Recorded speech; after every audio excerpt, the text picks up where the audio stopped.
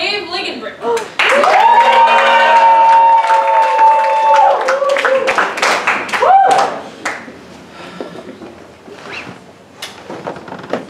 Quaker Mills has to be, they have to think so little of us. If they think we just buy that Captain Crunch just said, oops, all berries that day in the factory. Because first off, do we really think that Captain Horatio Magellan Crunch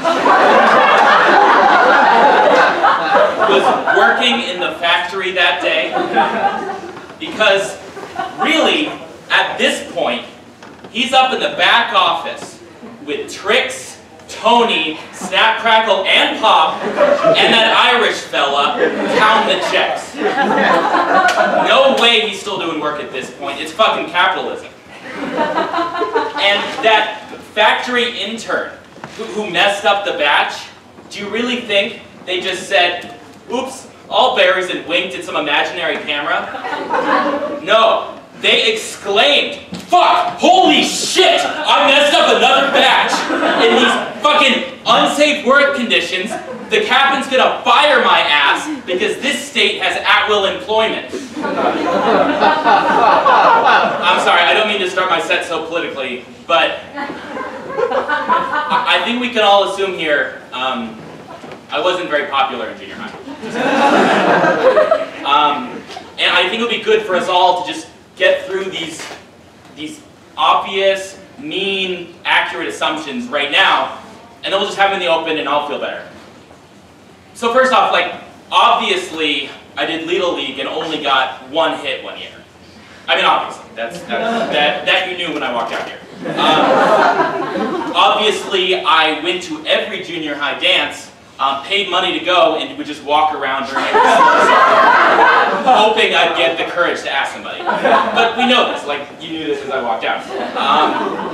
Obviously, I was the president of a Star Wars club. Wait, not true, I was a VP. So better, kinda.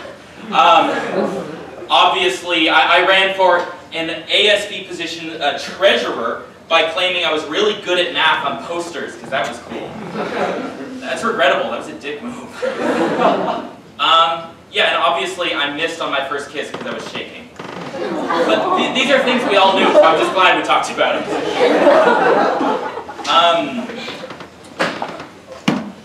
I really thought that I'd have to be, like, more worried about cherry bombs as a kid. Like, I just kind of assumed they served some industrial purpose that I would learn about.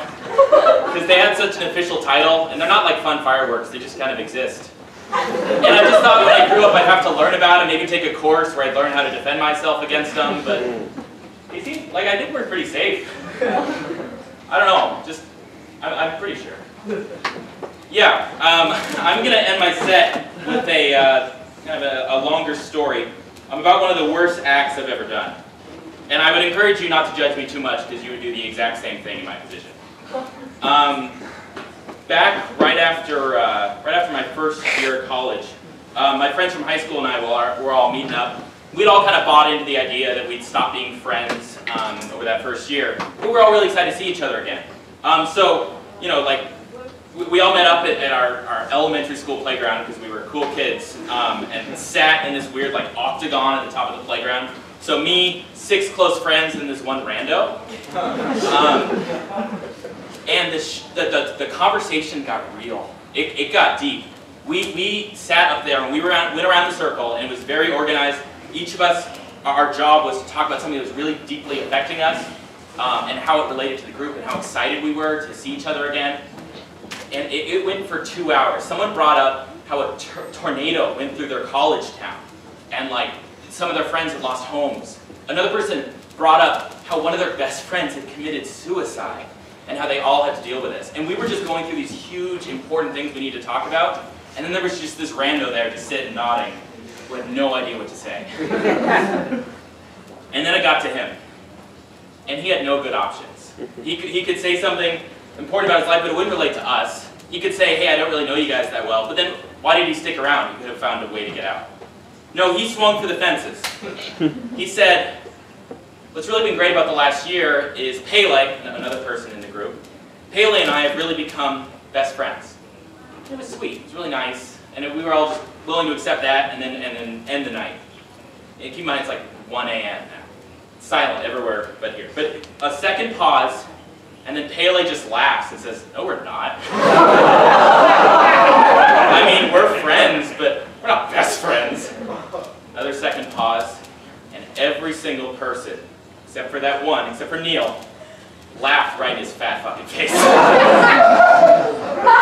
was about the worst thing any of us had done, but you would do the exact same thing. It was incredible, and we never saw him again. It's sad. Like you feel bad immediately after, but in that moment, it was so funny. I don't really know him anymore because he didn't see us again.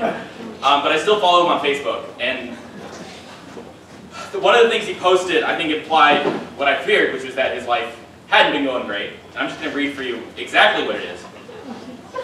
This is not something someone posts who's happy, or at least is everything going well. I dropped 80 pounds of raw, expired chicken on myself. Time for a 14-hour shower.